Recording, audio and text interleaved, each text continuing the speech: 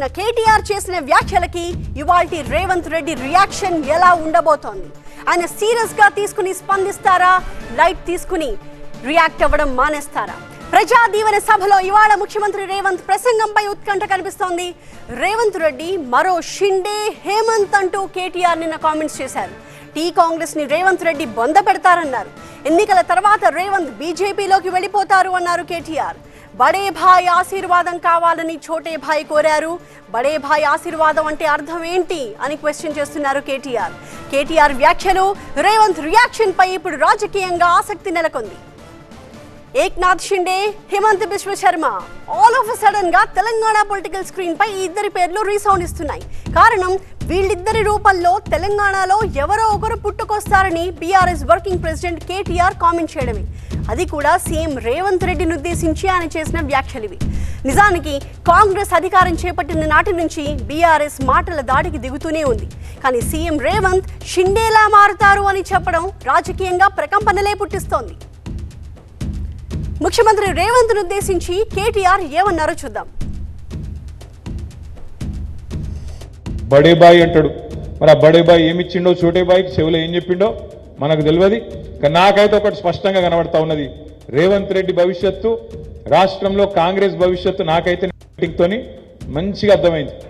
ఖచ్చితంగా రాబోయే రోజుల్లో మహారాష్ట్రలో జరిగినట్టు, అస్సాంలో జరిగినట్టు రేవంత్ రెడ్డి గారు వచ్చే ఎన్నికల తర్వాత బీజేపీ తీర్థం పుచ్చుకోవడం ఖాయమనే మాట మాత్రం నేను మీ పక్కా చెప్తున్నా.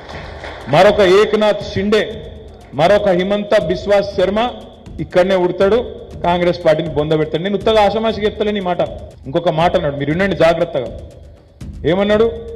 బడే బాయ్ ఇట్లనే ఉండాలి, మీ ఆశీర్వాదం మా మీద. ఎన్నికలు 2 నెలలు లేవు, ఎన్నికలు 2 నెలలు లేవు, భవిష్యత్తులో కూడా నీ ఆశీర్వాదం నా మీద ఉండాలంటే ఏమన్నట్టు? మా రాహుల్ గాంధీ అంటే తటపార వేస్ట్ కేసు, అది గెలిచేది లేదు, పీకేది లేదు, మళ్ళీ నువ్వే ప్రధానమంత్రి అని చెప్పినట్ట కదా. కాంగ్రెస్ ముఖ్యమంత్రి, తెలంగాణ ముఖ్యమంత్రి ఎవడన్నా మెడకాయ మీ తలకాయ ఉన్నాడు. ప్రధానమంత్రి నరేంద్ర మోడీ ఆశీస్సులు భవిష్యత్తులో కూడా ఉండాలి. ఏది ఇంకా 2 రోజులలో ఎలక్షన్ పెట్టుకొని. కాంగ్రెస్ ప్రభుత్వం పడిపోతుందన్న వ్యాఖ్యలపై ఇప్పటికే మాస్ వార్నింగ్ ఇచ్చారు సీఎం రేవంత్ రెడ్డి. 3 నెలల్లో 6 నెలల్లో కేసీఆర్ మళ్ళీ ముఖ్యమంత్రి అవుతాడు, ఈ ప్రభుత్వాన్ని పడగొడతామని. నీ అయ్యా ఎవడరా పడగొచ్చేటోడు? పడగొడతారా? ఎవడు కొట్టేది? నేను అడుగుతున్నా. వేలాది మంది మా యువకులు ఇక్కడ ఉన్నారు. మీరందరూ చూసుకుంటే ఊరుకుంటారా? పడగొడితే ఊర్లలోకి రానిస్తారా? ఊర్లలో ఎవడన్నా ఈ ప్రభుత్వాన్ని పడగొట్టాలన్న ఆలోచన చేస్తే మీ ఊర్లో యాప చెట్టుకు కోదండం వేసి కొట్టండి, లాగుల తొండలు ఇడవండి. కాంగ్రెస్ ప్రభుత్వం పడిపోతుందన్న వ్యాఖ్యలకు ఇలా గట్టిగా కౌంటర్ ఇచ్చారు ముఖ్యమంత్రి రేవంత్ రెడ్డి. మరి ఈసారి కేటీఆర్ చేసిన షిండే కామెంట్స్ కి ఎలా బదులిస్తారు అన్నది రాజకీయంగా ఆసక్తి రేపుతోంది. ముఖ్యమంత్రి పాలమూరు పర్యటనకు బయలుదేరారు.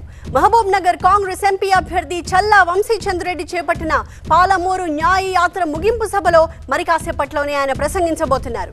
ప్రజా దీవెన సభ వేదికగా కేటీఆర్ చేసిన కామెంట్స్ కి రేవంత్ రెడ్డి ఎలా స్పందిస్తారు అన్నది ఉత్కంఠ రేపుతోంది. అయితే మాజీ మంత్రి హరీష్ రావు చిట్ చాట్ లో ఆసక్తికర వ్యాఖ్యలు చేశారు. ప్రధాని మోదీ ఆశీర్వాదం కోసం రేవంత్ తాపత్రయపడిపోతున్నారని ఆరోపించారు. రేవంత్ కామెంట్లలో మోదీ మళ్లీ ప్రధాని కావాలనే అర్థమవుతోంది అన్నారు. కాంగ్రెస్ వచ్చింది, కరువు వచ్చింది, ఇక రైతులు ఎవరికి ఓటు వేయాలో నిర్ణయం తీసుకోవాలి అన్నారు హరీష్ రావు. మా ప్రతినిధి శివకుమార్ లైవ్ లో జాయిన్ అవుతున్నారు తాజా సమాచారంతో. శివకుమార్, సో రేవంత్ రెడ్డి ప్రసంగంపై ఇప్పుడు సర్వత్రా ఉత్కంఠ కనిపిస్తోంది.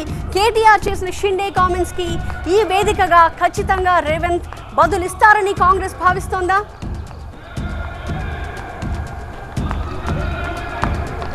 అయితే ముఖ్యంగా ఈ పాలమూరు ప్రజా దీవెన సభ పూర్తిగా రాజ సభగానే పేర్కొంటున్నటువంటి సందర్భం కనిపిస్తుంది. ఈ తరుణంలో ఇటీవలే చోటు చేసుకున్నటువంటి రాజకీయ పరిణామాలకు సంబంధించి సీఎం రేవంత్ రెడ్డి ఖచ్చితంగా స్పందిస్తారనేటువంటి అంశాన్ని కాంగ్రెస్ పార్టీ శ్రేణులు అయితే చెప్తున్నాయి. తాజాగా ప్రధాని మోదీ పర్యటన సందర్భంగా ఏదైతే జరిగినటువంటి పరిణామాలు, సీఎం రేవంత్ రెడ్డిని లక్ష్యంగా చేసుకొని బీఆర్ఎస్ నేతలు, ముఖ్యంగా కీలక నేతలుగా ఉన్నటువంటి కేటీఆర్ కావచ్చు, హరీష్ రావు వంటి నేతలు చేస్తున్నటువంటి విమర్శలకు సంబంధించి ఆయన ఈ సభ వేదికగా ఆయన సమాధానం ఇస్తారన్నటువంటి అంశాలను కూడా కాంగ్రెస్ పార్టీకి చెందినటువంటి నేతలు చెప్తున్నారు. అయితే ముఖ్యంగా బడేబాయ్ అన్నటువంటి సందర్భానికి సంబంధించి ఆయన ఈ సభా వేదికగా ఆయన సమాధానం చెప్పే అవకాశం ఉన్నట్టుగా తెలుస్తుంది. దీంతో పాటుగా ప్రభుత్వాన్ని ఇటీవలే 5-6 నెలల్లో ప్రభుత్వం కూలిపోతుంది అన్నటువంటి అంశానికి సంబంధించి కూడా ఆయన ఘాటు విమర్శలు చేసే అవకాశం ఉన్నట్టుగా కూడా తెలుస్తుంది. మొత్తంగా చూస్తే తాజాగా జరుగుతున్నటువంటి విమర్శలు కావచ్చు, ఆరోపణలకు సంబంధించి, అలాగే గత ప్రభుత్వం ఏదైతే బీఆర్ఎస్ హయాంలో జరిగినటువంటి అయితే కుంభకోణాలకు సంబంధించి కావచ్చు, వస్తున్నటువంటి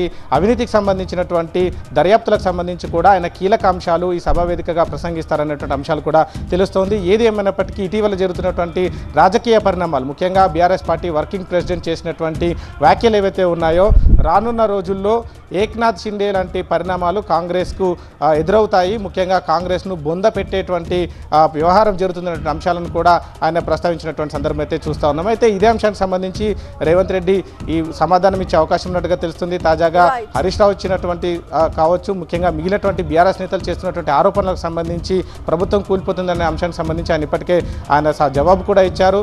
ప్రభుత్వం ఎవరైతే కూలగొడతారన్నటువంటి అంశాన్ని చెప్పారో వారందరినీ కూడా గ్రామాల్లో కూడా తిరగనీయం, ఎవరు కూడా చూస్తూ ఊరుకోరన్నటువంటి సమాధానం ఇచ్చినటువంటి సందర్భం కనపడింది. అయితే తాజాగా జరుగుతున్నటువంటి ఏక్నాథ్ షిండే కావచ్చు, హిమంత బిశ్వ శర్మ అన్నటువంటి వ్యాఖ్యలు, ఆయనతో పోల్చి చేసినటువంటి వ్యాఖ్యలకు సంబంధించి కూడా ఆయన గట్టిగా సమాధానం చెప్పే అవకాశం ఉన్నట్టుగా అయితే కాంగ్రెస్ పార్టీ నేతలు అయితే చెప్తా ఉన్నారు. ముఖ్యంగా ఈ పాలమూరు ప్రజా దీవెన సభ పార్లమెంట్ ఎన్నికల శంఖారావంగా పరిగణిస్తున్నటువంటి తరుణంలో ఆయన చేసేటువంటి ఉపన్యాసం అంతా కూడా, అందులో చెప్పేటువంటి అంశాలన్నీ కూడా రాజకీయ పరంగా ఉన్నటువంటి అంశాలే ఉంటాయి. ముఖ్యంగా ఎన్నికలను ఉద్దేశించి ఇటు రాష్ట్రంలో ఉన్నటువంటి బీఆర్ఎస్ కావచ్చు, బీజేపీ పార్టీలను లక్ష్యంగా చేసుకుని ఆయన విమర్శలు చేశారన్నటువంటి అంశాన్ని అయితే చెప్తా ఉన్నారు. Right, thank you Shiva.